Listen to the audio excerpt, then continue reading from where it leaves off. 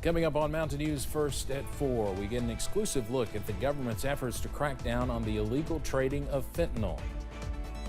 Plus, as we near the 11-month mark of the Russian invasion of Ukraine, the brutal fighting on the front lines of the war wage on this winter. Plus, we're keeping the weather uneventful to start the weekend, but what about after that? Well, that's a change. The latest coming up as First at 4 continues now. Mountain News First at 4 continues. CBS News has an exclusive up-close look at government efforts to crack down on the illegal trade of fentanyl. The CDC estimates more than 68,000 deaths from synthetic opioids were reported in the U.S. in the 12 months ending last August. A CBS News crew followed federal agents Thursday as they raided a suspected fentanyl lab, possibly run by cartels trying to distribute the drug on U.S. streets instead of importing it. CBS's Jeff Pegues was there in Tucson, Arizona. Before the sun came up, Homeland Security agents gathered ready to raid a Tucson, Arizona home. Starting to roll. We were there as they moved in with the help of local police. Just stay on this side of the marked unit. Inside they found 100 pounds of what they believe are precursor chemicals, or chemicals used to make fentanyl, a drug 50 times more potent than heroin. It's been flooding cities across the country and blamed for thousands of deaths a year. Why is it so hard to stop the distribution? Because there's so many different ways that it can be smuggled into the United States, right? It's coming in through 18-wheelers, it's coming in through passenger vehicles, it's coming in through people walking across the border. According to investigators, China is one of the primary suppliers for these precursor chemicals for fentanyl. And look what's written on this box. But it's harder to track because it's being shipped in smaller amounts.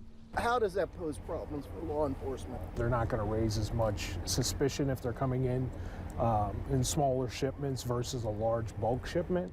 Last year, law enforcement seized more than 50 million fentanyl-laced pills and over 10,000 pounds of fentanyl powder. That's enough to kill every American.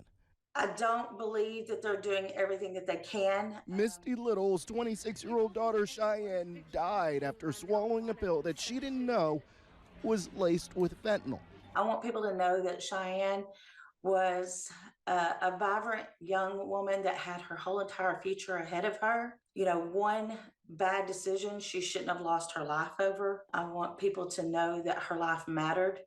The Mexican cartels are always trying to stay one step ahead of U.S. law enforcement, and what was found in that house may be an example of that, because investigators are still testing the chemicals, but they believe that what was in that house may be a fentanyl lab. And now they see those across the country, but they don't see a lot of them, and that's what concerns them. Jeff Pegues, CBS News, Tucson, Arizona.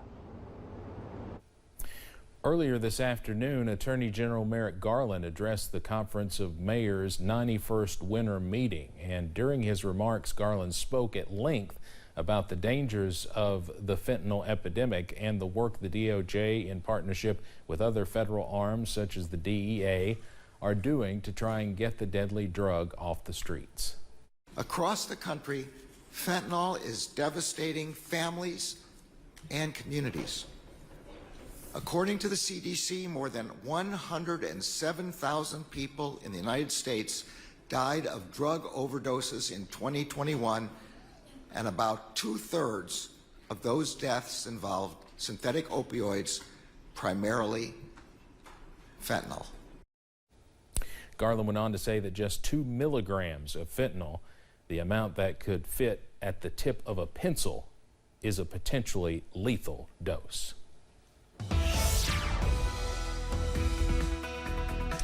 Well, it is much, much chillier out there this afternoon. We continue to see temperatures ranging in the 30s for many of us running through tonight. There's a look outside at Moorhead right now along Interstate 64. They had a few snow showers earlier on today. Those have pushed well to the east into West Virginia. Slate along the Mountain Parkway, mid-30s out there. Plenty of overcast at this moment.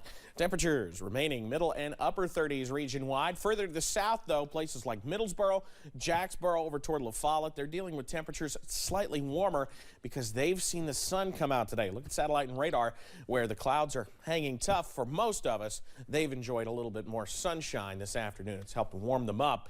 We're all headed back down into the chilly zone as we head into tonight. Temperatures in the 20s for many as we head into tonight, especially in the Cumberland Valley. We're talking middle and upper 20s.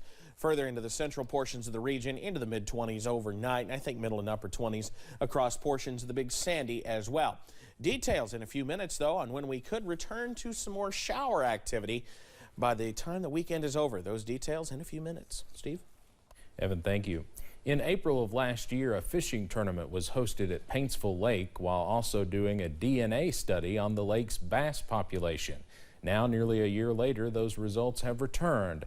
The study, conducted by Anglers for Improving Opportunities, was to test if Florida largemouth bass DNA was present in the current bass population of Paintsville Lake and to determine the feasibility of introducing so-called F1s to the lake, a bass with 50% Florida largemouth and 50% northern largemouth bass DNA. These F1s grow much larger and much more quickly than typical bass, which could boost tourism by providing more opportunities for anglers to catch a trophy fish. We don't want to replace our population of largemouth bass with F1s, but we would like to put them in here just for that trophy potential so that, you know, maybe that kid has an opportunity to come out here in 5-6 years. That seems to be how long it takes. But in 5-6 years, we're seeing really positive, encouraging results from across the country, just in sizes of trophy bass. President of Anglers for Improving Opportunities, Jason Kenner, also added that the Kentucky Team Trail, who hosted the tournament last year, had a huge role in helping with the study and would like to thank the anglers involved. We'll have more about the results of the study and how it may impact the region tonight at 6. Overseas now, as we near the 11-month mark of the Russian invasion of Ukraine and brutal fighting on the front lines of the war wage on this winter. The CIA has now briefed Ukrainian President Volodymyr Zelensky on U.S. expectations for Russia's battlefield planning in the spring. CNN's Ivan Rodriguez has the latest. Windows of a building in eastern Ukraine blasted out of their frames. At least one person has died after 3 Russian missiles hit a kindergarten, a school, and a private health center in Kramatorsk. This as Moscow-backed leaders claim to have taken control of a Ukrainian village in the same region. As Russian forces prepare to enter a new phase in their war this spring, Ukraine's president warns time is of the essence. Terror does not allow for discussion. The terror which burns city after city. The Pentagon has now announced another $2.5 billion in security aid for Ukraine. Volodymyr Zelensky tweeted his gratitude to President Biden and urged other allies to step up. Time remains a Russian weapon. We have to speed up. Time must become our common weapon. Just like air defense and artillery, armored vehicles and tanks. During a Ukraine defense meeting in Germany Friday, the U.S. vowed to support Ukraine for as long as it takes. Russia is regrouping, recruiting, and trying to re-equip. This is not a moment to slow down. It's a time to dig deeper. The Ukrainian people are watching us. The Kremlin is watching us. And history is watching us. I'm Ivan Rodriguez reporting. Coming up as First at 4 continues, Mountain Dew is changing the way their Baja Blast is being made. Zesty.